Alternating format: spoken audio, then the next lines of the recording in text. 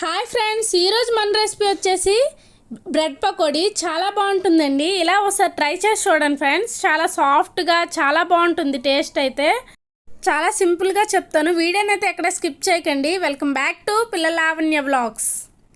ముందుగా ఒక బౌల్ తీసుకొని 250 గ్రామ్స్ శనగపిండి తీసుకోండి. సాల్ట్ అలాగే కారము తగినంత వేసుకోండి. ఒకసారి వీడియోలో చూపిస్తున్నట్టుగా విస్కర్తో బాగా మిక్స్ చేయండి, కారము మరియు సాల్ట్ కలిసేలాగా. నెక్స్ట్ వాటర్ వేసుకొని కొంచెం కొంచెంగా యాడ్ చేయండి. మరి పలచగా కాకుండా మరి మందంగా కాకుండా మీడియంలో బీట్ చేయండి. ఇలా బీట్ చేసుకోండి. చేసుకున్న తర్వాత ఫింగర్ పెట్టి చెక్ చేసుకుంటే ఫింగర్కి అంటుకోవాలన్నమాట, జారిపోకుండా. చూసారు కదా, ఈ విధంగా అయితే సరిపోతుంది. ఇలా అయితే పిండి అనేది రెడీ అయినట్టే. ఒకసారి మళ్ళీ బీట్ బాగా చేసుకోండి ఫ్రెండ్స్. చేసుకోవడం వల్ల పకోడీ అనేది చాలా సాఫ్ట్గా మృదువుగా వస్తుంది. తర్వాత బ్రెడ్ స్లైసెస్ని తీసుకొని స్క్వేర్ పీసెస్ కింద కట్ చేసుకోండి. మీకు ఎలా నచ్చితే అలా చేసుకోండి ఫ్రెండ్స్. ఇలాగే చేయాలని ఏం లేదు. చూసారు కదా, నేనైతే ఇలా కట్ చేసుకున్నాను అనమాట.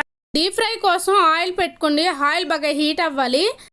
ముందుగా కలుపుకున్న పిండిలో బ్రెడ్ స్లైసెస్ని డిప్ చేసి ఆయిల్లో వేసుకోండి. ఇలా అన్నీ వేసుకుందాం. చూసారు కదా, ఆయిల్ అయితే అన్నీ వేసేసాం. గోల్డెన్ కలర్ వచ్చినంత వరకు వీటిని వేగనివ్వండి. అయితే క్లిప్ అవుట్ మిస్ అయింది ఫ్రెండ్స్. అయితే ఇలా వేగనిస్తే సరిపోతుంది. చాలా సింపుల్ ఫ్రెండ్స్ అసలు బ్రెడ్ పకోడీ అనేది. ఇంతే ఫ్రెండ్స్, చాలా బాగుంటుంది. ఒకసారి ట్రై చేసి చెప్పండి ఎలా ఉందనేది కామెంట్ సెక్షన్లో కామెంట్ చేయండి. చూసారు కదా ఎంత సాఫ్ట్గా, చాలా బాగున్నాయి టేస్ట్ అయితే.